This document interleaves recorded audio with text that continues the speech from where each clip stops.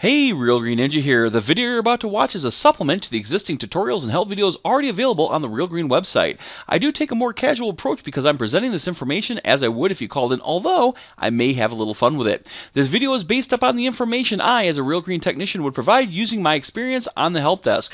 This video was created on my own time to assist with areas of the software that may be waiting for an official help video or tutorial.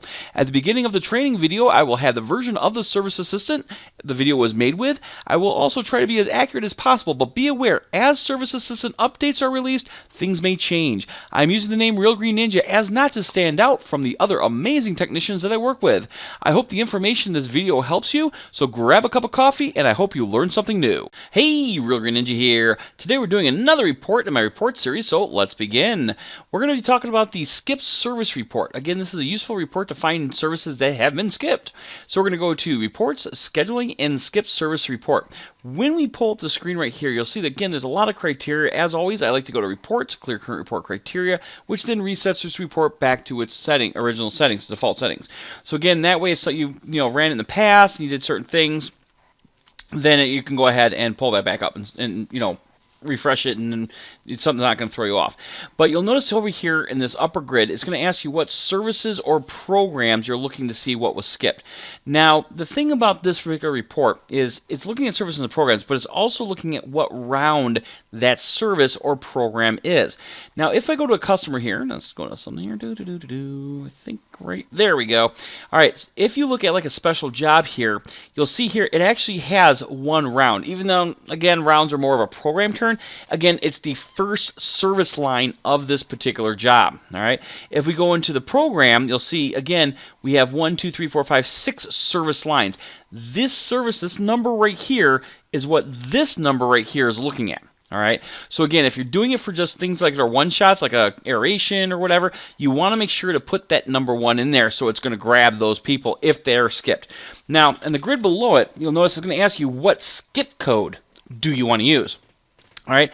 Now, again, you're going to check mark which ones you want. Now, you might not look for the Ks because a lot of times people will use Ks if the customer signed up for like a 5-round program and you've already completed the first 2 rounds for the season. So you're actually starting them on round 3, and they'll use a K skip code for that. Again, it's up to you if you want to look for them.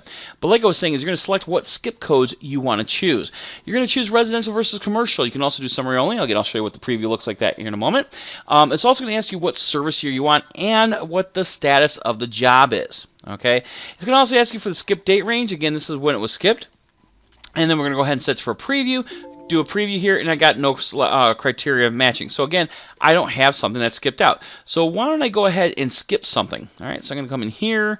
I'm going to edit mode. I'm going to change this Y here. And let's say they skipped it because of financial reasons. Save, close, service report, preview. Oops. What did I miss? What did I miss? Oh, maybe I can spend that out. I don't know. Let's see here. Give me a second here. There we go.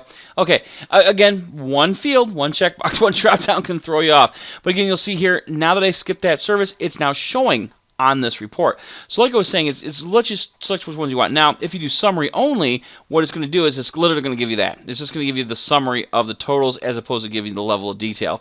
And again, it could be one of those things. If you got hundreds and hundreds of customers that are skipped, the detail view might end up being like 70, 80 pages, again, depending on what's going on. If you go to the summary only, it's probably going to be like 1 or 2 pages, again, depending on how many customers and how many services and stuff you're looking up. But as I was saying, is pretty much this report is looking for jobs that have those skip codes. Again, this is something you may want to run periodically just to see, okay, if you have a lot of customers that keep skipping for financial reasons, maybe you want to adjust your prices in that particular neighborhood or whatever. Because again, you can see what the detail is and see where those people are. But like I said, you can go through and say, well, a lot of people say don't need it. Well, okay, well, if they don't need it, maybe it's a service we just don't provide in this area. So again, like I said, you can go through, set your criteria, and then pull up the information. As always, hope this helps, and have a wonderful day.